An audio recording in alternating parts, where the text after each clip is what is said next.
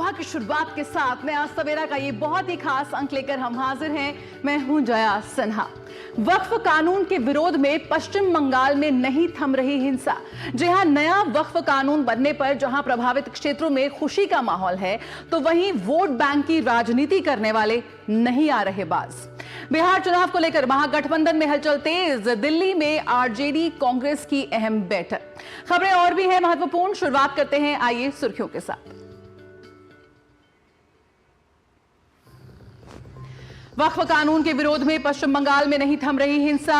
SIT जांच के लिए सुप्रीम कोर्ट में याचिका दायर। बीजेपी नेता सुकांत मंजुमदार ने मालदा में हिंदू परिवारों से की मुलाकात। राज्यपाल को भी लिखी चिट्ठी।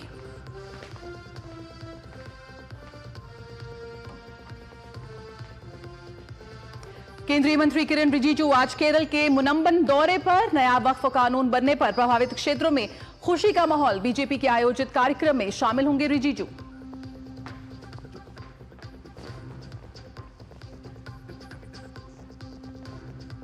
बिहार चुनाव को लेकर दिल्ली में आज आरजेडी कांग्रेस की अहम बैठक।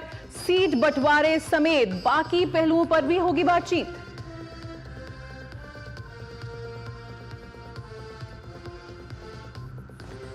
बंधकों की रिहाई की शर्त पर इजरायल ने की युद्ध विराम की पेशकश। हमास ने ठुकराई निरस्तीकरण की मांग। संयुक्त राष्ट्र ने कहा सबसे बुरे दौर में है गाजा में मानवीय संकट। और अब दवाओं और सेमीकंडक्टर पर टैरिफ लगाने की तैयारी में ट्रंप। चीन से आयातित स्मार्टफोन पर फिलहाल नहीं लगेगा टैरिफ।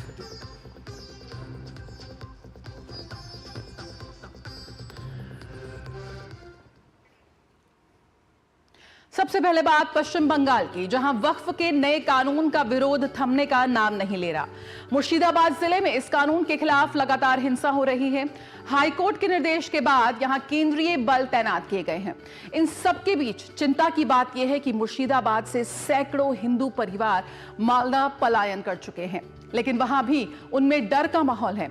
बीजेपी के प्रदेश अध्यक्ष और केंद्र में मंत्री सुकांत मंजुमदार लगातार इस विषय में ध्यान खींच रहे हैं। कल उन्होंने मालदा परलालपुर हाई स्कूल में बनाए गए कैंप में पीड़ितों से मुलाकात की और आर्थिक मदद उपलब्ध कराई। उन्होंने केंद्र सरकार की ओर से हर संभव मदद का भरोसा भी दिलाया। मीडिया से बातचीत के दौरान मंजुमदार ने कहा कि स्थिति बेहद तनावपूर्ण और खराब है और केंद्रीय बलों को लंबे समय तक यहां रखकर स्थिति को सुधारा जा सकता है। उन्होंने साथ ही कहा कि वो कोर्ट में याचिका दायर करेंगे ताकि केंद्रीय बलों को राज्य प्रशासन से बाहर निकाला जाए और उन्हें काम करने दिया जाए।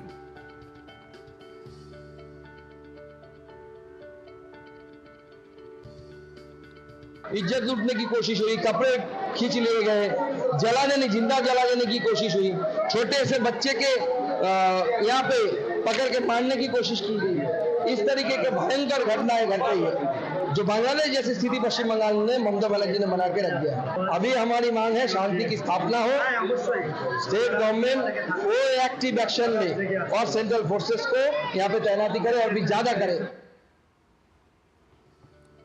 तो सुकांत मंजुमदार ने राज्यपाल को चिट्ठी भी लिखी है। उन्होंने चिट्ठी के माध्यम से हिंसा प्रभावित इलाकों में सुरक्षा व्यवस्था मुहैया कराने की अपील की है। सुकांत ने पीड़ितों के साथ हुई अपनी मुलाकात को भी चिट्ठी में साझा किया। राज्यपाल को लिखे पत्र में पीड़ित हिंदू परिवारों को धर्मांतरण करने के लिए डाले जा रहे दबाव का हवाला दिया। साथ ही उन्होंने बताया कि मुर्शिदाबाद में हिंदू महिलाओं के साथ लगातार दुर्व्यवहार किया जा रहा है, लेकिन पश्चिम बंगाल की सरकार मूक दर्शक बनी हुई है। सुकांत ने राज्यपाल से जल्द इस विषय पर ठोस कार्रवाई करने की मांग की है।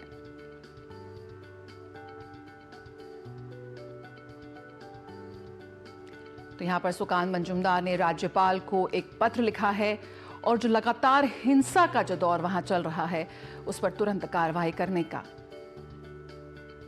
यहां पर उनसे अनुरोध किया है। पश्चिम बंगाल के मुर्शिदाबाद जिले में वक्फ संशोधन अधिनियम के खिलाफ हिंसक विरोध प्रदर्शन को लेकर वकील शशांक शेखर झा ने सुप्रीम कोर्ट में याचिका दायर की है। याचिका में पश्चिम बंगाल में चल रही सांप्रदायिक और राजनीतिक हिंसा की घटनाओं की जांच के लिए अदालत की निगरानी में विशेष जांच दल एसआईटी गठित करने के लिए शीर्ष अदालत से निर्देश देने की मांग की गई है। याचिकाकर्ता ने इस मामले में पश्चिम बंगाल सरकार और केंद्र सरकार को प्रतिवादी बनाया है।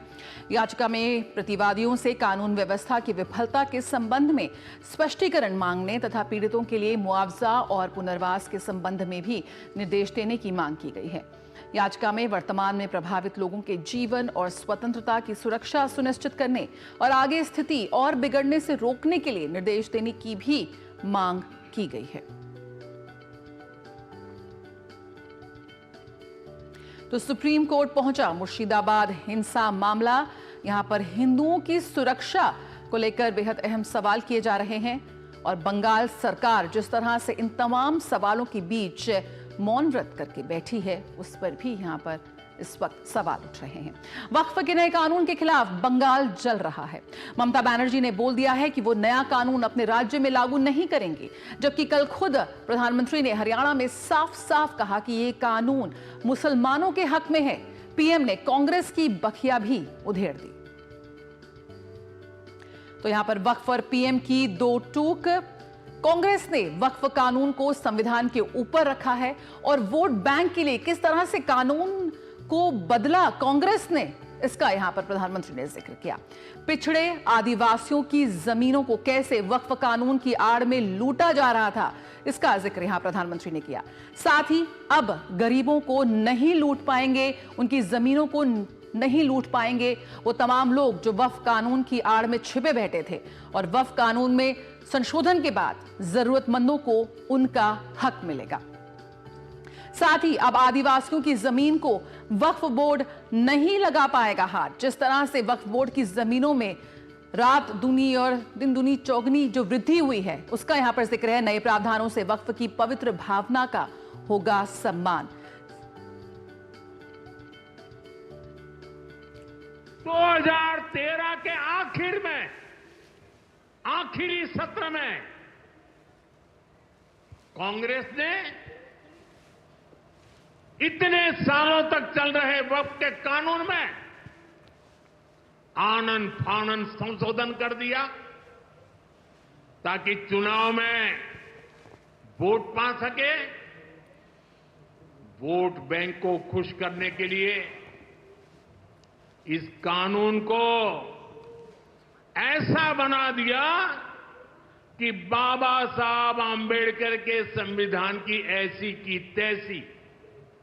ये कहते हैं कि उन्होंने मुसलमानों के हित में किया। मैं जरा ऐसे सभियों से पूछना चाहता हूं, वोट बैंक के भूखे इन राजनेताओं से कहना चाहता हूं, अगर सच्चे अर्थ से आपके दिल में मुसलमानों के लिए थोड़ी भी हमदर्दी है तो कांग्रेस पार्टी अपने पार्टी के अध्यक्ष मुसलमान को बनाए। क्यों नहीं बनाते भाई? संसद में टिकट देते हैं, 50% मुसलमानों को दो। जीत करके आएंगे तो अपनी बात बताएंगे, लेकिन ये नहीं करना है। कांग्रेस में तो कुछ नहीं देना है। देश के नागरिकों के अधिकारों को छीनना और देना, इनकी नीयत किसी का भी भला करने की कभी नहीं रही, मुसलमानों का भला करने की भी नहीं रही। प्रधानमंत्री की यहां पर दो टूक। और इस वक्त हमारे संवाददाता हमारे साथ जुड़ रहे हैं, सुदीप बेरा कोलकाता से हमारे साथ जुड़ रहे हैं। तो वहीं सुप्रीम कोर्ट से जुड़ी खबर पर इस वक्त विकास सारथी हमें और जानकारी देने के साथ जुड़ रहे हैं। लेकिन आइए सबसे पहले कोलकाता का रुख करते हैं। सुदीप, आपसे जानना चाहेंगे इस वक्त स्थिति क्या है, क्योंकि जिस तरह से हिंसा की खबरें आ रही हैं, बेहद गंभीर सवाल यहां पर उठ रहे हैं और बड़ी संख्या में लोग पलायन करने पर मजबूर हो रहे हैं। मौजूदा जमीनी हकीकत इस वक्त क्या कुछ कह रही है? देखिए जय जी, आपने जैसे कहा कि इधर पश्चिम बंगाल में एक तांडव मची हुई है। जो वक्फ जो आइन का जो विरोध, ये विरोध तो एक बहाना है, लेकिन जो दिखा जा रहा है कि हिंदू खदेड़ने की एक परिकल्पना लाया गया है। जैसे कि आप जानते हैं कि सुकांतो मजूमदार जो प्रदेश अध्यक्ष भी है बीजेपी का और केंद्रीय मंत्री भी है, वो ने कल रात को गवर्नर को एक चिट्ठी भेजी है जिसमें वो साफ साफ ये बताए हैं कि कम्युनल वायलेंस हुआ है। जो मुर्शिदाबाद का धुलियान, सूती, जहांगीरपुर और शमशेरगंज, इस इलाका में कम्युनल वायलेंस हुआ है। उधर वक्फ जो एजिटेशन, उसके नाम पे हिंदुओं को घर तोड़ा मोड़ा गया है, उन लोगों को थ्रेट किया जा रहा है, और ये भी लिखा है उन्होंने कि उधर उन लोगों को जो कन्वर्ट होने का जो थ्रेट वो भी मिला है। तो ये तो वक्फ बोर्ड के खिलाफ, वक्फ जो आइन जो उसके खिलाफ जो एजिटेशन, उसके तो पार्टी हो नहीं सकता। ये साफ जाहिर है कि जिहादी कुछ शक्ति है, जो शक्ति वो हिंदू खदेड़ने की एक मुहिम चला रहे हैं। और सबसे बड़ी बात यह है कि सरकार चुप्पी है, पुलिस को कुछ काम करने नहीं दिया जा रहा है। ये खबर है कि विरोधी ने ये बताया है, और प्रत्यक्ष जो है दर्शी जो है वो ये बता रहे हैं कि पुलिस को बाहर ठहराया गया है। और आपको ये मालूम है कि शमशेरगंज में जो जफराबाद एक इलाका है, वह 2 हिंदू गौर हरिदास और चंदन दास, ये पिता और पुत्र को मार कर, ये एकदम ब्रॉड डे लाइट में उन लोगों को मारा गया था। 4 घंटे का बाद पुलिस आई। क्यों पुलिस आई 4 घंटे के बाद? क्योंकि पुलिस को रोका गया। और आपको मालूम है कि ये सुकांत मजूमदार जी ने ये हाई लेवल जुडिशियरी इंक्वायरी की बात की है, और जान सम्मान को लेकर इन लोगों को वापस आने के लिए एक याचिका दायर की है राज्यपाल से। बिल्कुल सुदीप, तस्वीरें यहाँ पर सब तरफ आ रही हैं, लेकिन किस तरह से सरकार इन तस्वीरों के आने के बावजूद भी कैसे हाथ पे हाथ धर के बैठी है, ये सभी देख रहे हैं। विकास साथी इस वक्त हमारे साथ जुड़े हुए हैं। विकास, यहाँ पर जहां सुप्रीम कोर्ट में वक्फ संशोधन बिल के समर्थन में सरकारें पहुंच रही हैं, तो वहीं मुर्शिदाबाद हिंसा से जुड़ी जो मामला है वो भी अब कोर्ट जा पहुंचा है। क्या कुछ अपडेट है इस वक्त? बिल्कुल जय, जहां तक वक्फ बोर्ड संशोधन अधिनियम है उसकी सुनवाई है वो कल होने की उम्मीद है। इस बीच में एक जनहित याचिका दायर की गई है वकील शशांक शेखर झा की तरफ से, जिसमें ये कहा गया है कि वहां पर राज्य सरकार के इनएक्शन की वजह से हिंसा बहुत व्यापक पैमाने पर फैल चुकी है, और जो विरोध प्रदर्शन वक्फ के खिलाफ शुरू हुआ था उसने अब एक कम्युनल रंग ले लिया है, और इसीलिए वहां पर एक एसआईटी गठित की जाए और सुप्रीम कोर्ट की निगरानी में वो एसआईटी जांच करके अपनी रिपोर्ट सौंपे कि आखिर ये राज्य सरकार की लापरवाही है या संलिप्तता है, ये क्या कुछ है, इसको लेकर के एक रिपोर्ट एसआईटी दे। और इसके अलावा ये भी कहा गया है इस याचिका में कि जो बड़े पैमाने पर वायलेंस हुआ है उससे प्रभावित लोगों को राहत देने के लिए राज्य सरकार को निर्देश दिए जाएं, क्योंकि लगातार ये आरोप लग रहे हैं इस राज्य सरकार पर कि वो पक्षपात कर रही है, हिंसा को रोकने में न केवल वो असफल रही है बल्कि उसको रोकने के लिए कोई कदम उठाते भी नहीं दिख रही है। इस तरह के आरोप याचिका में भी लगाए गए हैं। इस जनहित याचिका पर सुनवाई कब होगी आज हो सकता है साफ हो जाए, क्योंकि आज लिस्ट नहीं है हालांकि, लेकिन ये पता चल सकता है कि इस पर सुनवाई होने की उम्मीद कब तक है। और जहां तक मुख्य जो याचिकाएं हैं जो वक्फ संशोधन विधेयक के खिलाफ दाखिल की गई हैं अलग अलग पार्टीज की तरफ से, उसमें पॉलिटिकल पार्टीज भी हैं, उसमें जमीयत भी है, उसमें कुछ लोग इंडिविजुअल कैपेसिटी में भी आए हैं, वो सारी याचिकाएं सुप्रीम कोर्ट कल सुन सकता है। बिल्कुल, सुदीप का रुख कर लेते हैं। सुदीप, यहाँ पर लगातार तस्वीरें आ रही हैं सामने, वीडियोस वायरल हो रहे हैं, हाथ में पत्थर लेकर पत्थरबाजी चल रही है। यहाँ पर जिस तरह से लगातार बड़ी संख्या में लोग अपना घर छोड़कर डर के माहौल में भाग रहे हैं, ऐसे में सरकार की ओर से क्या कुछ प्रतिक्रिया सामने आ रही है? किस तरह से जब इतनी बड़ी संख्या में जब हिंसा हो रही है तो ऐसे में कैसे बंगाल सरकार हाथ पे हाथ धरकर बैठ सकती है?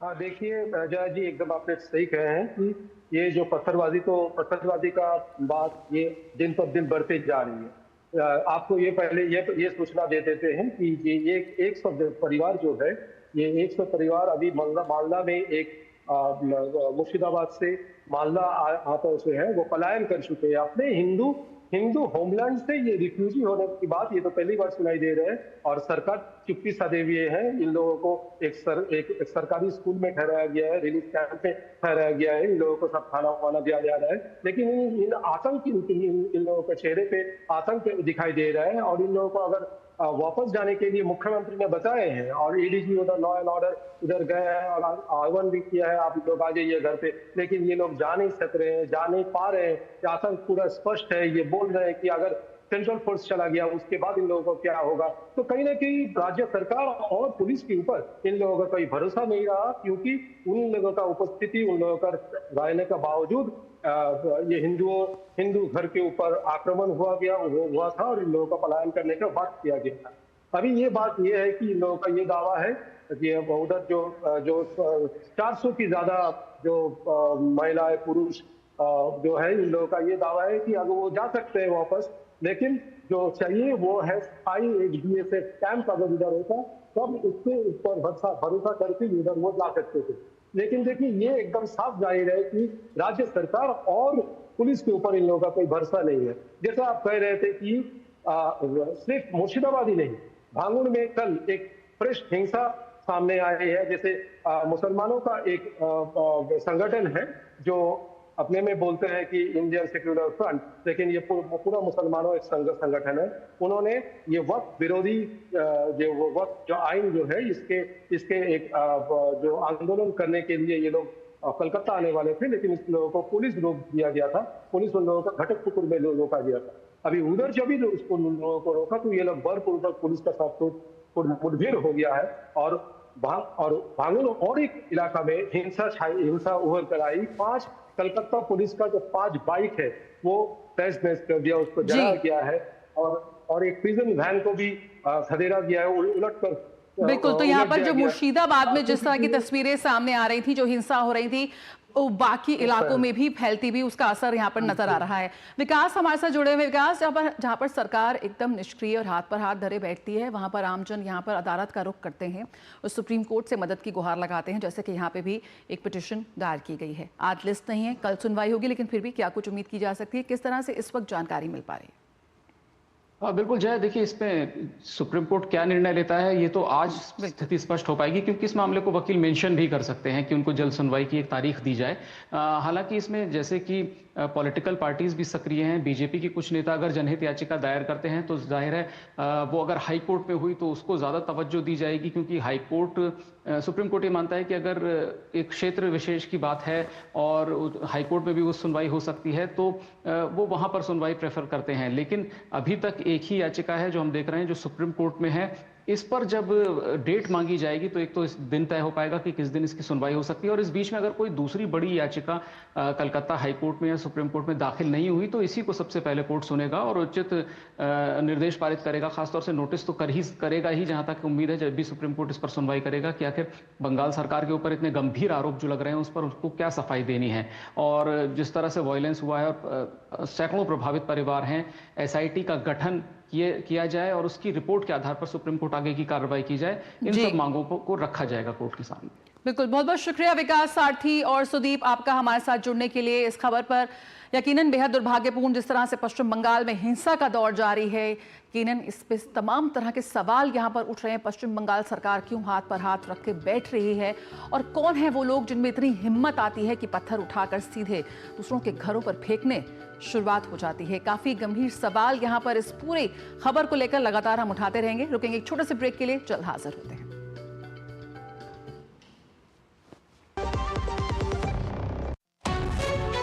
विभाग अनेक, कंप्लेंट बॉक्स 1।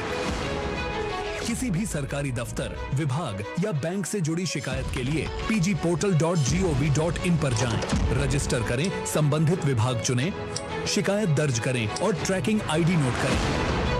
SMS या ईमेल पर एक्नॉलेजमेंट पाएं और शिकायत का जवाब सीधे मंत्रालय से प्राप्त करें। अब तक 1 करोड़ 12 लाख से अधिक भारतीयों ने भरोसा जताया। CP ग्राम्स, आपकी हर शिकायत का हल। अभी शिकायत दर्ज करें pgportal.gov.in।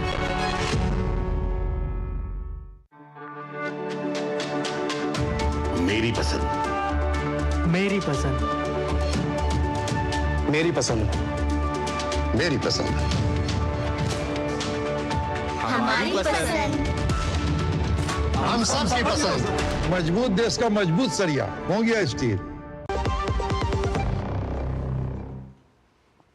केंद्र में अल्पसंख्यक मामलों के मंत्री किरण रिजिजू आज केरल के मुनम्बम में होंगे। वक्फ से जुड़ा नया कानून लागू होने के बाद उनका ये दौरा बेहद अहम है।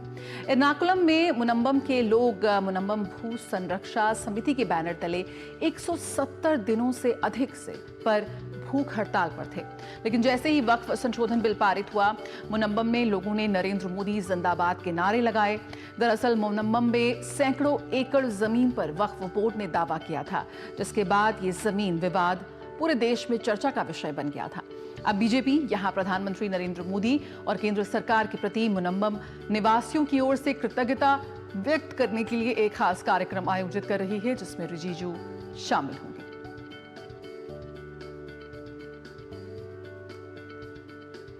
वक्फ कानून पर केरल में मुनम्बम समारा समिति के सदस्य फिलिप जोसेफ ने कहा कि इस कानून में किए गए संशोधन का सीधा लाभ उन्हें मिलेगा। इसके लिए वे केंद्र सरकार के आभारी हैं। New amendment is very useful for us, and we have completely gone through it. We know how they have solved our problem, but the opposition and especially the opposition in Kerala says that there is no effect with this new law. But we know what is happening, because we know, we have studied for the past 2.5 years. We were behind this case, so we know what is going to come, and we are very well happy to receive the central government, and we are thankful for them. Munambam Samara Samiti के एक अन्य सदस्य मोहनदास ने भी वक्फ कानून में किए गए बदलाव के लिए केंद्र सरकार का आभार जताते हुए कहा कि केरल सरकार ने इस मुद्दे को हल करने के लिए कुछ नहीं किया, लेकिन अब हमें एक नई उम्मीद की किरण मिली है। नया बिल अमेंडमेंट आया ना, वो मुनम्बम प्रॉब्लम को बहुत हेल्प करेगा। क्यों? नया बिल में वो लोग सेक्शन 2 में एक चेंज लेके आया। वो चेंज हम लोग को बहुत हेल्प करेगा। एलडीएफ का ये हम लोग को सपोर्ट नहीं करते तो हम लोग कैसा इससे बचेगा? बचने के कुछ कोई रास्ता नहीं। इसके लिए हम लोग कभी भी उन लोग के बारे में बोल रहे, ये हम लोग को हेल्प करो है, तो भी हेल्प कुछ मिलते नहीं। और विनया हमारी संवाददाता मुनम्बम से इस वक्त हमारे साथ जुड़ रही है। विनया, यहाँ पर पीढ़ियों से जो परिवार रह रहे थे अपने घर, उन्हें एकदम से इस वक्फ बोर्ड कानून के चलते बेघर होने का डर सता रहा था। उनके लिए एक बेहद खुशी की खबर है। ये नया वक्फ बिल, किस तरह से उत्साह है वहां पर, किस तरह से वक्फ बिल का वो स्वागत कर रहे हैं?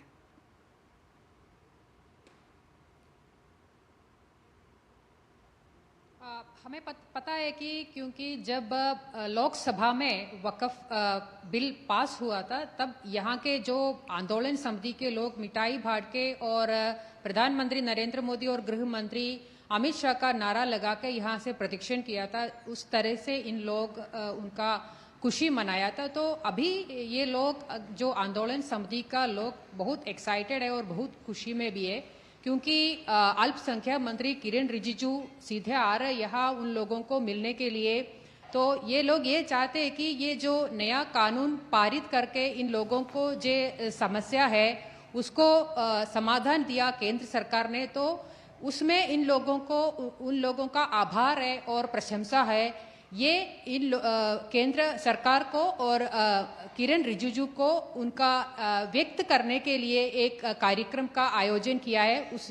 थैंक यू मोदी की, धन्यवाद मोदी नाम रखा है ये आयोजन का। ये शाम को 4 बजे यहाँ शुरू हो जाएंगे। इसमें केंद्रीय मंत्री किरेन रिजिजू के अलावा मिनिस्टर जॉर्ज कुरियन, वो केरला से सेंट्रल मिनिस्टर है, जॉर्ज कुरियन, और केरला बीजेपी का अध्यक्ष है राजीव चंद्रशेखर, ये दोनों भी शामिल होंगे।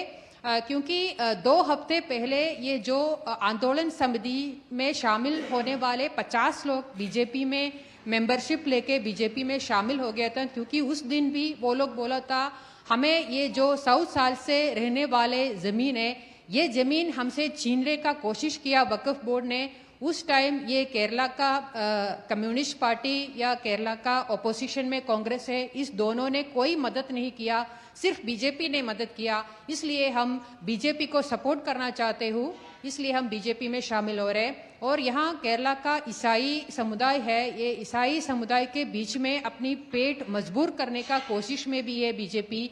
इस साल के एंड में, क्योंकि नवंबर में लोकल बॉडी इलेक्शन है और अगले साल में असेंबली इलेक्शन भी है, तो ये जो अवसर है उसका पूरी तरह उपयोग करने के लिए बीजेपी अपना प्लान बनाया है। उसकी अनुसार से भी ये कार्यक्रम को बीजेपी उपयोग करेंगे और 4 बजे का कार्यक्रम में 10,000 की और लोग शामिल होंगे, ऐसा बोला है ये जो आंदोलन समिति ने।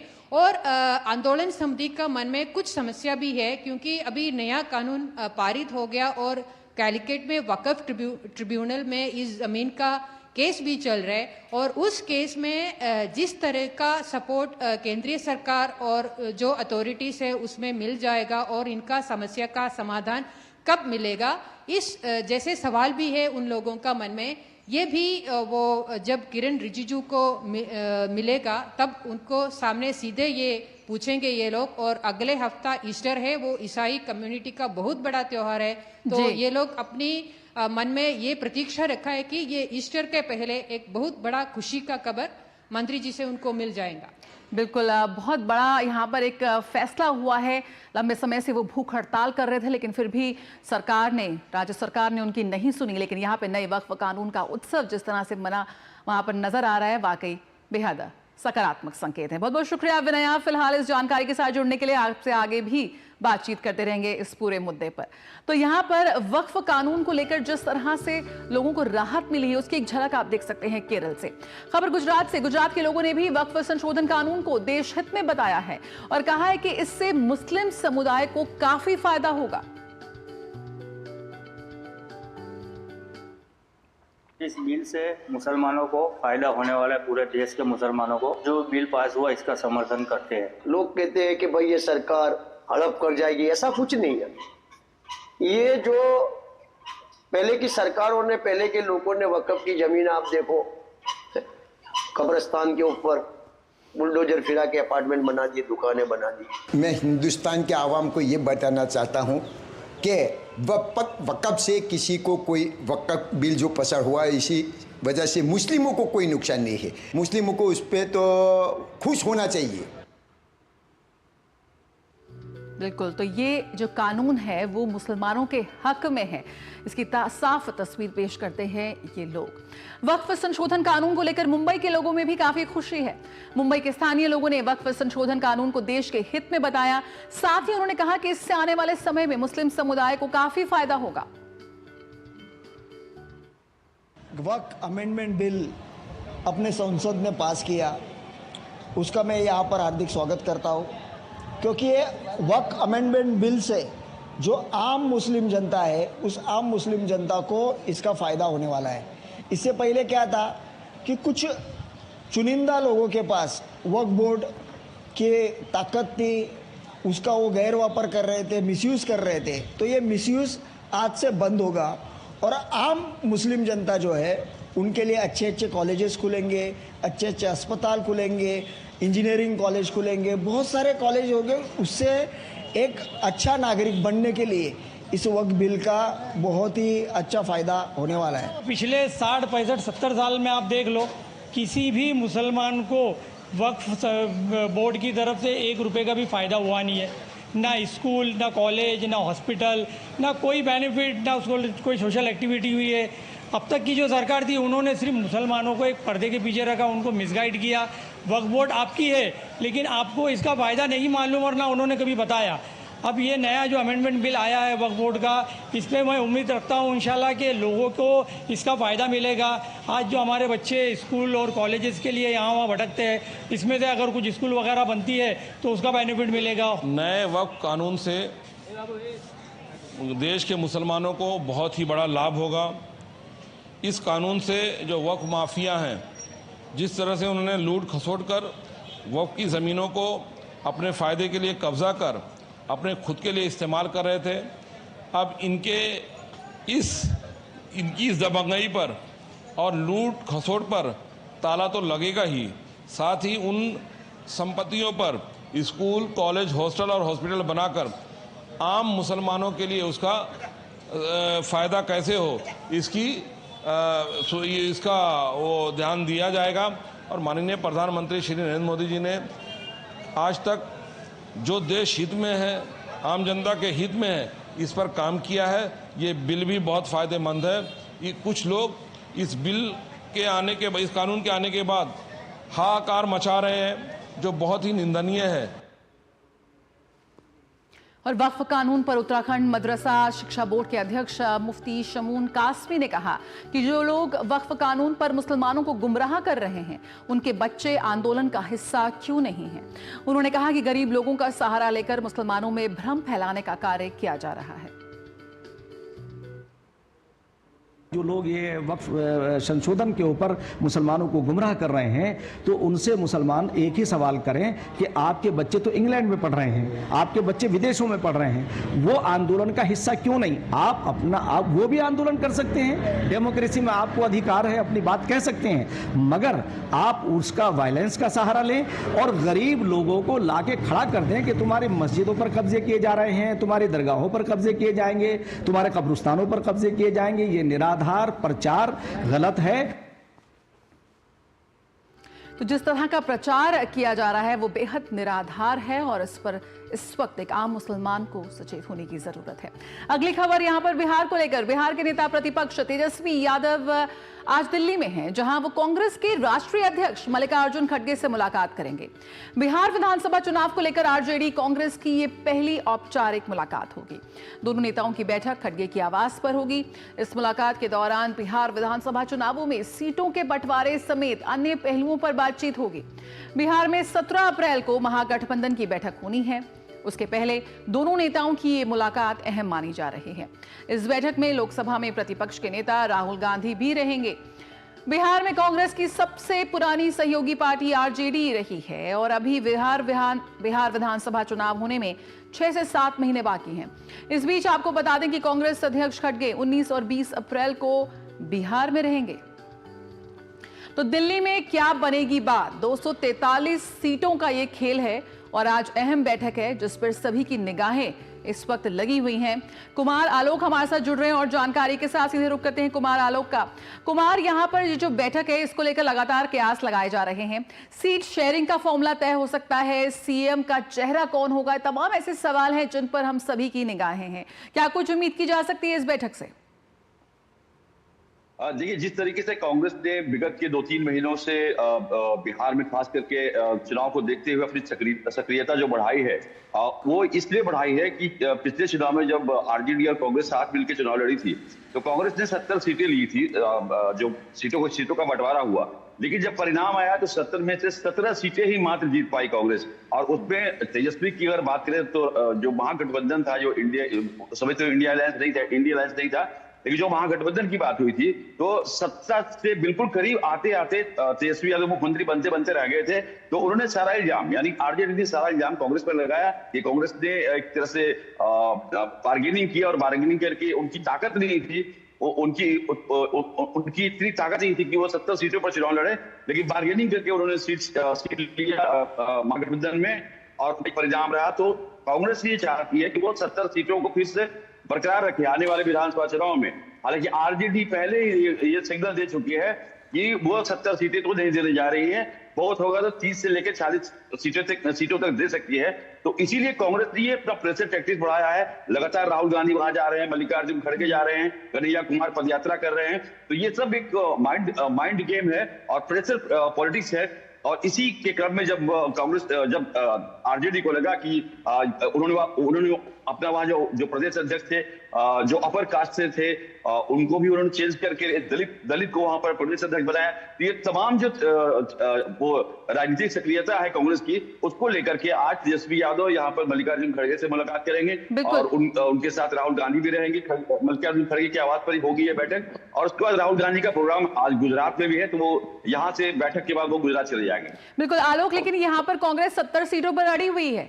उसका कहना है कि लोकसभा की परफॉर्मेंस को ध्यान में रखते हुए यहाँ पर सीट शेयरिंग होनी चाहिए, उसका फॉर्मूला तय होना चाहिए। और अभी महागठबंधन की बैठक भी है करीबन 17, उसकी भी सूत्रों के हवाले से खबर है कि 17 तारीख को तमाम दलों को भी यहाँ पर बैठक मिलती नजर आएगी। किस तरह से इस सीट शेयरिंग के फॉर्मूले को लेकर जो हलचल तेज हुई है महागठबंधन में, उसको लेकर क्या कुछ है? और साथ ही जो अंदाज नजर आया कल तेजस्वी यादव का, अम्बेडकर जयंती पे एकदम लालू प्रसाद यादव के अंदाज में वो सत्तू खाते नजर आए, उसको लेकर क्या कुछ साधने की कोशिश है? देखिए, अगर लालू प्रसाद यादव की बात करें, अगर आरजेडी की हम बात करें, तो उनके पास जो वोट बैंक है वो MY जो शुरू से करते रहे, MY यानी मुस्लिम प्लस यादव। इसके अलावा उनको अदर किसी भी कास्ट का समर्थन नहीं है। और इसको लेकर के यानी दलितों को लेकर के जिस तरीके से कांग्रेस प्रयास कर रही है, EBC की बात कर रही है, OBC की बात कर रही है, संविधान की बात करती है, कभी आरक्षण की बात करती है। और मल्लिकार्जुन खड़गे 19 और 20 तारीख को वो बिहार में रहेंगे और बिहार में वो बक्सर में रैली करेंगे। इसके अलावा वो पटना में भी रैली करेंगे और संगठन के लोगों से बातचीत करेंगे। तो उनका है कि कर्नाटका के हैं और वो दलित फेस है कांग्रेस के। और वहां पर कर्नाटका में जो अभी जातिगत जनगणना की बात जो हुई है, उसमें 50 से 51% रिजर्वेशन की बात कही गई है कि 51% रिजर्वेशन शैक्षणिक संस्थानों में OBC को दिया जाएगा। तो अब वो इम्प्लीमेंट कब होता है वो देखने वाली बात होगी। लेकिन यही चीज मल्लिकार्जुन खड़गे वहां पर बिहार में बताएंगे कि हम देखिए हमने कर्नाटका में OBC के लिए इतना कुछ किया, अगर हम सत्ता में आते हैं तो हम भी बिहार के लिए भी वैसा ही करेंगे जो कर्नाटक के लिए हम करने वाले हैं या करेंगे।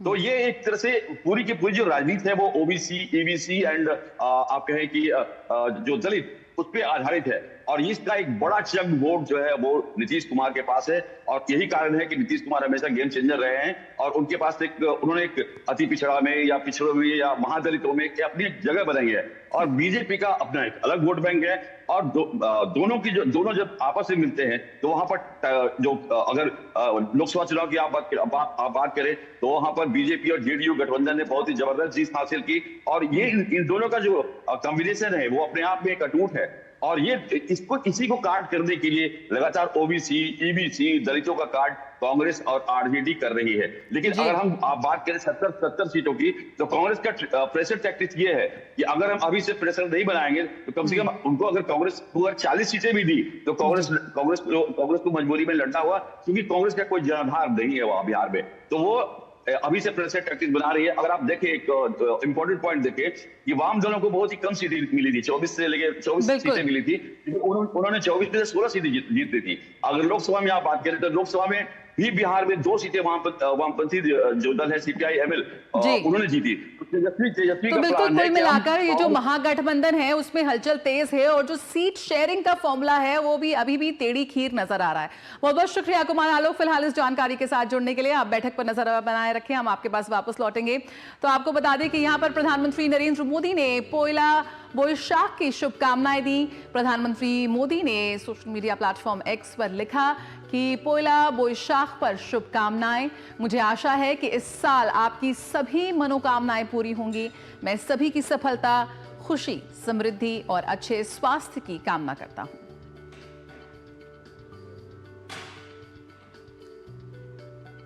और आज हिमाचल दिवस है। केंद्रीय गृह मंत्री अमित शाह ने हिमाचल दिवस की शुभकामनाएं दी हैं। गृह मंत्री अमित शाह ने X पर लिखा कि अद्भुत प्राकृतिक सौंदर्य और लोक संस्कृति की जीवित विरासत देवभूमि हिमाचल प्रदेश के निवासियों को हिमाचल दिवस की हार्दिक शुभकामनाएं। समृद्ध सांस्कृतिक विरासत से परिपूर्ण इस प्रदेश के निवासी अपनी मेहनत और सहृदता के लिए जाने जाते हैं। प्रदेशवासियों की उन्नति और समृद्धि की कामना करता हूं। रुकेंगे एक छोटे से ब्रेक के लिए, जल्द हाजिर होते हैं। आप बने रहिए नया सवेरा के साथ।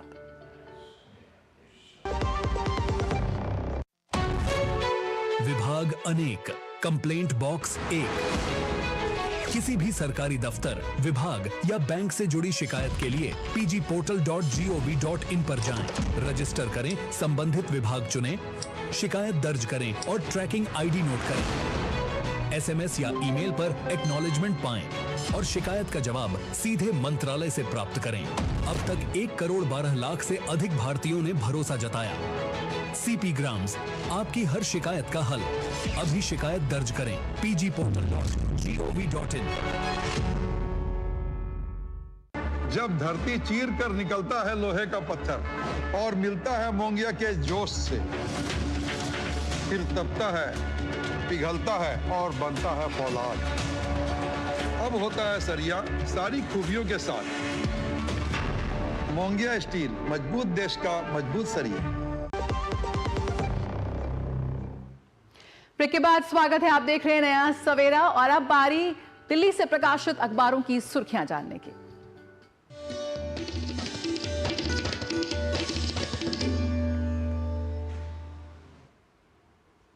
और हमारे साथ जुड़ गई इस वक्त भावना। गुड मॉर्निंग भावना, क्या खास है आज अखबारों में? Good morning Jaya. आज के अखबारों की बात करें तो विभिन्न क्षेत्रों की खबरें आज अखबारों में प्रकाशित की गई हैं, अलग अलग पृष्ठों पे। और तहव्वुर राणा से जुड़ी खबर जो है वो मुख्यतः प्रकाशित की गई है जनसत्ता अखबार में, जहां मुंबई हमले के आरोपी तहव्वुर राणा पर जो शिकंजा कसता हुआ नजर आ रहा है, उसमें एनआईए हर रोज तहव्वुर राणा से 8 से 10 घंटे पूछताछ कर रही है। और आपको बता दें कि तहव्वुर राणा से ये खंगालने की कोशिश की जा रही है कि 2008 में जिस तरीके से आतंकी हमले किए गए उसकी साजिश किस तरीके से रची गई और तहव्वुर राणा का उसमें क्या रोल था। इसके साथ साथ तहव्वुर राणा से ये भी पूछताछ की जा रही है कि डेविड कॉलमैन हेडली के साथ उसके क्या बातचीत हुई थी और किस तरीके से ये साजिश रची गई थी। अब तक आपको बता दें कि सीजीओ कॉम्प्लेक्स स्थित आतंकवाद रोधी एजेंसी के मुख्यालय के अंदर एक उच्च सुरक्षा वाली कोठरी में तहव्वुर राणा को रखा गया और 24 घंटे सुरक्षाकर्मी तैनाती कर रहे हैं, निगरानी कर रहे हैं। और तहव्वुर राणा ने अब तक सूत्रों के मुताबिक आपको बता दें कि केवल 3 चीजें मांगी है, एक कलम, कागज और कुरान, जो उसको उपलब्ध करा दी गई है। और सुरक्षा अधिकारियों ने बताया कि वो अभी तक जो भी इंफॉर्मेशन निकाली जा रही है तहव्वुर राणा से, उसमें साथ दे रहा है। अगली खबर का रुख करेंगे। अगली खबर पश्चिम बंगाल के मुर्शिदाबाद हिंसा से जुड़ी हुई है, जहां पीड़ितों ने अपनी आप बीती सुनाई है और बताया है कि किस तरीके से उस समय डर का माहौल था। और उन्होंने कहा कि अगर हम नहीं भागते यानी कि नहीं पलायन करते तो उपद्रवी उन्हें मार डालते। ऐसे में उन्होंने बताया कि 40 से 50 की संख्या में भीड़ आई और भीड़ ने एकदम हमला किया और ये दृश्य अत्यंत भयावह था। साथ ही उन्होंने कहा कि तन मन सिहर गया था। तो पश्चिम बंगाल में जिस तरीके से मुर्शिदाबाद हिंसा हुई है वहां पर सियासी घमासान भी अब शुरू होता हुआ नजर आ रहा है, क्योंकि टीएमसी और भाजपा आमने सामने हो गई है। जहां टीएमसी का कहना है कि केंद्रीय एजेंसियों दलों की मिलीभगत, वहीं शुभेंदु अधिकारी यानी कि बीजेपी का कहना है कि शांति बनाए रखने में सरकार जो है वो अक्षम है यानी कि विफल साबित हुई है। ऐसे में जो पीड़ित है वो अपनी आप बीती सुनाते हुए नजर आ रहे हैं।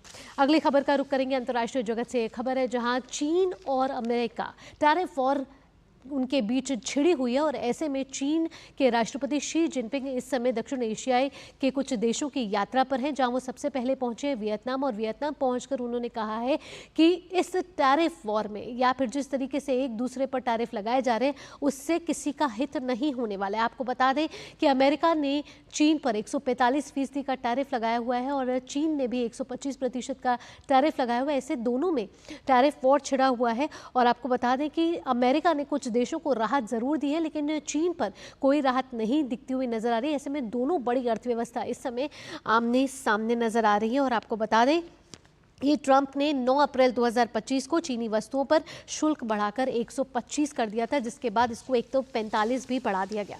अगली खबर का रुख करेंगे। अगली खबर अयोध्या से जुड़ी हुई है। जी हां, कलश स्थापना के साथ राम मंदिर का मुख्य शिखर अब पूर्ण हो चुका है और लगभग 6.5 महीने के बाद ये दृश्य सामने आया है, जब सोमवार को राम मंदिर के मुख्य शिखर पर निर्माण जो है उसका कर दिया गया है। और मुख्य शिखर पर कलश स्थापित करने के साथ जो ये शिखर है बेहद ही खूबसूरत नजर आ रहा है। गुलाबी पत्थर से नारियल के आकार में निर्मित ये शिखर है, जहां कलश लगभग 3500 किलोग्राम का है। और इसको राम जन्मभूमि तीर्थ क्षेत्र के ट्रस्ट के महासचिव चंपत राय भी ये बता रहे हैं कि सभी देवताओं के मंदिरों पर जब ये कलश स्थापित हो जाएगा उसके बाद धर्म ध्वज दंड की स्थापना शुरू की जाएगी। अगली खबर का रुख करेंगे। आपकी जेब से जुड़ी हुई ये खबर है, अर्थव्यवस्था से जुड़ी हुई ये खबर है। इस साल के अंत तक शुरू हो सकती है समान पेंशन स्कीम यानी कि यूनिफॉर्म पेंशन स्कीम, जिसके लिए सरकार लगातार कोशिशें कर रही है और लगातार तैयारियां भी चल रही हैं। सबके लिए पेंशन योजना जो है इस साल के अंत तक लागू होने के कयास लगाए जा रहे हैं और अगले कुछ महीनों के अंदर इसकी प्रक्रिया को निर्धारित कर दिया जाएगा, जिसके बाद इसको कैबिनेट में भेजा जाएगा और कैबिनेट के फैसले के बाद इसे लागू कर दिया जाएगा। खास बात इसमें यह है कि इसमें असंगठित क्षेत्र भी आ रहे हैं। ऐसे में अगर आप असंगठित क्षेत्र से जुड़े तो भी आप इस पेंशन स्कीम का हिस्सा बन सकते हैं और साथ ही साथ आप अगर बिजनेस भी करते हैं तो भी इस पेंशन स्कीम का हिस्सा बन सकते हैं। तो बेहद ही महत्वपूर्ण ये पेंशन स्कीम भी मानी जा रही है। और चलते चलते जाए एक और खबर का रुख कर लेते हैं। भारत का दुर्लभ शाही हीरा यानी कि गोलकंडा ब्लू जो है उसकी पहली बार नीलामी की जा रही है और ये नीलामी होने जा रही है जिनेवा के क्रिस्टी में मैग्निफिसेंट ज्वेल्स और 14 मई को ये नीलामी होने जा रही है। आपको इस हीरे के बारे में बताया तो नीले रंग का ये हीरा है और 23.24 कैरेट के हीरे की कीमत करीब 300 से 400 करोड़ बताई जा रही है, जिसकी नीलामी होने जा रही है। और ये भारतीयों के लिए बेहद ही खास ये हीरा है क्योंकि ये राजघराने से ताल्लुक़ रखता है। ऐसे में ये हीरे की जो ये नीलामी होने जा रही है अब देखना होगा, क्योंकि इसकी कीमत 300 से 400 करोड़ बताई जा रही है, तो ये कितनी नीलामी में अब ये हीरा बिकता है। तो जय, अगर आज के अखबारों की बात की जाए तो ये कुछ मुख्य खबरें हैं जिसे अलग अलग पृष्ठों में जगह दी गई है। बिल्कुल, बहुत बहुत शुक्रिया भावना इन खबरों को हमसे साझा करने के लिए। और आइए नया सवेरा में अब बात करते हैं दुनिया की और दुनिया भर की कुछ खास खबरों पर डालते हैं नजर। यहाँ पर अमेरिकी राष्ट्रपति डोनाल्ड ट्रंप के चीन में निर्मित स्मार्टफोन और कुछ अन्य इलेक्ट्रॉनिक उपकरणों पर फिलहाल आयात शुल्क लागू नहीं लगाने की घोषणा के बाद अमेरिकी शेयर बाजारों में दर्ज की गई तेजी। ट्रंप ने कहा कि वे जल्द ही विदेशी दवाइयों पर भी टैरिफ लगाने की योजना बना रहे हैं। अमेरिकी राष्ट्रपति ट्रंप ने स्पष्ट किया कि इन उत्पादों को सिर्फ एक अन्य टैरिफ समूह या बकेट में रखा गया है। बता दें कि ट्रंप की टैरिफ नीति ने वैश्विक वित्तीय बाजारों में उथल पुथल मचा दी है। इसका यूरोपीय बाजारों पर भी दिखा सकारात्मक असर। बंधकों की रिहाई की शर्त पर इजरायल ने की युद्ध विराम की पेशकश। वहीं हमास ने इजरायल के भेजे गए एक नए युद्ध विराम प्रस्ताव की समीक्षा शुरू की। हालांकि हमास ने निरस्तीकरण की मांग को ठुकरा दिया है। इस बीच गाजा में इजरायली हमले लगातार जारी। सोमवार तड़के से अब तक किए गए हमलों में कम से कम 15 फिलिस्तीनी नागरिकों की मौत। ये हमले गाजा के उत्तरी और दक्षिणी इलाकों में किए गए हैं। संयुक्त राष्ट्र ने कहा कि गाजा में मानवीय संकट अपने चरम पर। गाजा के स्वास्थ्य मंत्रालय के मुताबिक अब तक लगभग 51,000 फिलिस्तीनी मारे जा चुके हैं। अमेरिका और ईरान के बीच परमाणु वार्ता का दूसरा दौर शनिवार को रोम में होने की संभावना। इटली के विदेश मंत्री अंतोनियो ताजानी ने घोषणा करते हुए कहा कि दोनों पक्षों और ओमान के आग्रह के बाद इटली बातचीत की मेजबानी पर तैयार। कारोबार जगत की बात कर लेते हैं अब। भारत के कच्चे रेशम उत्पादन में मजबूत वृद्धि दर्ज की गई है। बीते 6 वर्षों में उत्पादन बढ़कर वित्त वर्ष 2023 और 24 में 38,913 मीट्रिक टन हो गया है, जो कि वित्त वर्ष 2017 और 18 में 31,906 MT था। सरकारी आंकड़ों के मुताबिक इस वृद्धि की वजह शहतूत के बागानों का विस्तार होना है, जो वित्त वर्ष 2023 और 24 में बढ़कर 2,63,352 हेक्टेयर तक हो गया, जबकि वित्त वर्ष 2017 और 18 में यह आंकड़ा 2,23,926 हेक्टेयर था। इसके शहतूत रेशम का उत्पादन 17 और 18 में 22,066 मीट्रिक टन से बढ़कर 2023 और 24 में 29,892 मीट्रिक टन हो गया।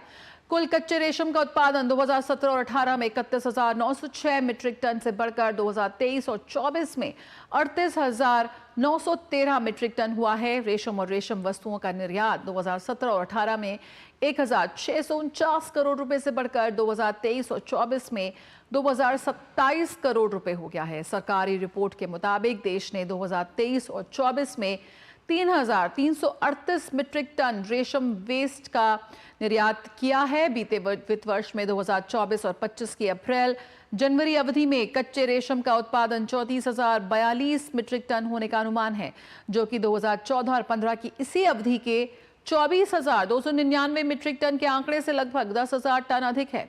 भारत रेशम का दूसरा सबसे बड़ा उत्पादक है और दुनिया में रेशम का सबसे बड़ा उपभोक्ता भी। भारत में शहतूत रेशम का उत्पादन मुख्य रूप से कर्नाटक, आंध्र प्रदेश, तमिलनाडु, जम्मू और कश्मीर और पश्चिम बंगाल में होता है, जबकि गैर शहतूत रेशम का उत्पादन झारखंड, छत्तीसगढ़, उड़ीसा और उत्तर पूर्वी राज्यों में होता है।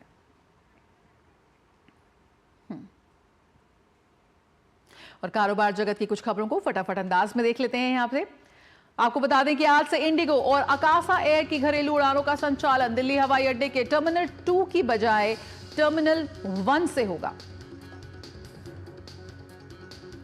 असम के मुख्यमंत्री हेमंत बिस्वा शर्मा ने राज्य में 50,000 करोड़ रुपए के निवेश की विस्तृत योजना पर वेदांता समूह के साथ की चर्चा। ये निवेश तेल और गैस क्षेत्र में होगा, जिससे असम और त्रिपुरा के विकास को बढ़ावा मिलेगा। पूंजी बाजार नियामक सेबी ने अपने शिकायत निवारण मंच स्कोर्स के जरिए मार्च में 4,371 शिकायतों का किया निपटारा। देश के 7 प्रमुख शहरों में मजबूत बिक्री के दम पर जनवरी मार्च 2025 तिमाही में बिना बिके घरों की संख्या 4% घटकर करीब 5.6 लाख इकाई हुई। कैपिटल माइंड फाइनेंशियल सर्विसेज को कैपिटल माइंड म्यूचुअल फंड नाम से अपना म्यूचुअल फंड कारोबार शुरू करने के लिए बाजार नियामक सेबी से अंतिम मंजूरी मिली। एप्पल के प्रोडक्ट्स बनाने वाली कंपनी फॉक्सकॉन उत्तर प्रदेश के ग्रेटर नोएडा में 300 एकड़ जमीन खरीदने की तैयारी में। यह भारत में फॉक्सकॉन का पहला और दुनिया का दूसरा सबसे बड़ा प्लांट होगा, जिससे करीब 40,000 लोगों को मिलेगा रोजगार। Tata power renewable energy limited ने 200 मेगावाट नवीकरणीय ऊर्जा परियोजना के लिए देश की सबसे बड़ी इंटीग्रेटेड बिजली कंपनी एनटीपीसी लिमिटेड के साथ बिजली खरीद समझौते पर हस्ताक्षर किए। भारतीय स्टेट बैंक ने अपने करोड़ों ग्राहकों को बड़ी राहत देते हुए अपना कर्ज 0.25% सस्ता किया। नई संशोधित दरें 15 अप्रैल से होंगी लागू। और अब बात खेल जगत की। खेलो इंडिया यूथ गेम्स 2025 इस बार बिहार की मेजबानी में होंगे। इस कड़ी में लोगो और शुभंकर का अनावरण किया गया। बिहार में ये खेल पहली बार आयोजित हो रहे हैं और इस खेल का आयोजन बिहार में खेल संस्कृति को नई ऊर्जा देगा। युवा प्रतिभाओं को राष्ट्रीय स्तर पर आगे लाने में ये बेहद मददगार होगा। खेल की पृष्ठभूमि पर बिहार अब एक और नया अध्याय खेलो इंडिया यूथ गेम्स के तौर पर लिखने के लिए तैयार है। सोमवार को इस कड़ी में इन खेलों के लोगो और शुभंकर का अनावरण किया गया। मुख्यमंत्री नीतीश कुमार ने मुख्यमंत्री सचिवालय स्थित संवाद में आयोजित भव्य समारोह में खेलो इंडिया यूथ गेम्स बिहार 2025 के आधिकारिक लोगो का अनावरण किया। वहीं केंद्रीय खेल मंत्री मनसुख मांडविया ने इस आयोजन के शुभंकर गज सिंह को रिमोट के माध्यम से लॉन्च किया। इस अवसर पर कार्यक्रम का थीम सॉन्ग भी लॉन्च किया गया और खेलो इंडिया मशाल गौरव यात्रा रथ को हरी झंडी दिखाकर रवाना किया गया। खेलो इंडिया यूथ गेम्स 2025 का आयोजन 4 मई से 15 मई तक बिहार के 5 जिलों पटना, नालंदा, बेगूसराय, गया और भागलपुर में आयोजित होगा, जिसमें देश भर के करीब 10,000 खिलाड़ी भाग लेंगे। खेलो इंडिया यूथ गेम्स के माध्यम से युवा खिलाड़ियों को अपनी क्षमताओं का प्रदर्शन करने का एक बेहतर अवसर मिलेगा, जो उन्हें आगे के राष्ट्रीय और अंतर्राष्ट्रीय आयोजनों में भाग लेने के लिए प्रेरित करेगा। यही नहीं, ये आयोजन बिहार में मजबूत खेल संस्कृति को बढ़ावा देने की दिशा में भी मील का पत्थर साबित होगा। Sports desk, DD news. यकीनन यूथ गेम्स देंगे भारत के युवाओं को एक राष्ट्रीय मंच। और हॉकी इंडिया ने ऑस्ट्रेलिया दौरे के लिए 26 सदस्यीय महिला टीम का ऐलान किया है। टीम की कप्तानी सलीमा टेटे करेंगी और उप कप्तान नवनीत कौर होंगी। टीम में ज्योति सिंह और सुजाता कुजूर जैसे नए चेहरे शामिल हैं। इंडियन प्रीमियर लीग में आज पंजाब किंग्स का सामना कोलकाता नाइट राइडर्स से होगा। अंक तालिका में कोलकाता नाइट राइडर्स 5 पे और पंजाब किंग्स 6ठे स्थान पर मौजूद। इंडियन प्रीमियर लीग में कल खेले गए मुकाबले में चेन्नई सुपर किंग्स ने लखनऊ सुपर जायंट्स को 5 विकेट से हराया। लखनऊ सुपर जायंट्स द्वारा दिए गए 167 रन के लक्ष्य को चेन्नई की टीम ने 5 विकेट खोकर हासिल किया। महेंद्र सिंह धोनी को प्लेयर ऑफ द मैच चुना गया। और अब बात बढ़ते पारे की। मौसम विभाग ने राजस्थान और गुजरात के कुछ जगहों पर अगले 2 से 3 दिन तेज गर्म हवाएं चलने का अनुमान व्यक्त किया है। पंजाब, हरियाणा और पश्चिमी मध्य प्रदेश में भी अगले 3 दिनों तक ऐसी ही स्थिति रहने की संभावना है। मौसम विभाग ने कहा कि केरल और माहे में आज तेज गर्मी और उमस रहेगी। उड़ीसा में कल तक तेज वर्षा हो सकती है। देश के पूर्वोत्तर और पूर्वी हिस्सों में अगले 5 दिन तक गरज के साथ बारिश होने और तेज हवाएं चलने का अनुमान है।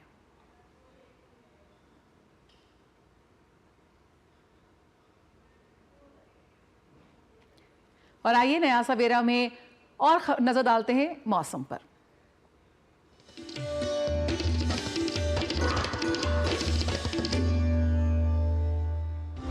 ओडिशा में अलग अलग स्थानों पर भारी वर्षा की संभावना है, तो वहीं झारखंड में अलग अलग स्थानों पर बिजली, तेज हवाएं, ओलावृष्टि के साथ गरज के साथ बौछारें पड़ने की संभावना है। असम और मेघालय में अलग अलग स्थानों पर बिजली और तेज हवाओं के साथ गरज के साथ बौछारें हो सकती हैं। विदर्भ, छत्तीसगढ़, उड़ीसा, नागालैंड, मणिपुर, मिजोरम और त्रिपुरा में भी अलग अलग स्थानों पर बिजली और तेज हवाओं के साथ गरज के साथ छींटे पड़ने की संभावना है। पश्चिम बंगाल के गंगा के मैदानी इलाके, बिहार, मध्य महाराष्ट्र, मराठवाड़ा, केरल, माहे, तटीय आंध्र प्रदेश, यनम, रायलसीमा, तेलंगाना और आंतरिक कर्नाटक में अलग अलग स्थानों पर बिजली और तेज हवाओं के साथ हवाएं चलने के आसार हैं। उत्तराखंड और पूर्वी मध्य प्रदेश, अरुणाचल प्रदेश, तमिलनाडु, पुडुचेरी, कराईकल में अलग अलग स्थानों पर बिजली के साथ राजस्थान बिजली गिरने की संभावना है। आइए अब विभिन्न शहरों के तापमान पर डाल लेते हैं नजर।